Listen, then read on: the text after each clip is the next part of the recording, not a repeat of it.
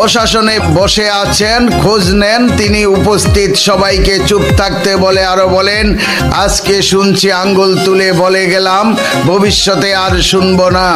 আমি যদি না বলি এখান থেকে বের হতে পারবেন না। মাথায় রাখবেন, আমি রুমিন ফারহানা, আমার কোনো দল লাগে না।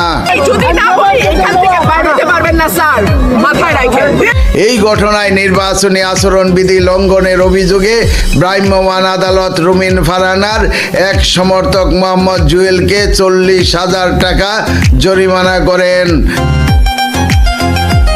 ভ্রাম্যমাণ আদালত পরিচালনাকারী নির্বাহী ম্যাজিস্ট্রেট শাহরিয়া হাসান খান বলেন, নির্বাচনী আচরণবিধি লঙ্ঘন হওয়ায় রুমিন ফারহানাকে সভাস্থল ত্যাগ করতে বলা হয়। তিনি চলে যাওয়ার সময় উত্তেজিত হয়ে পড়েন।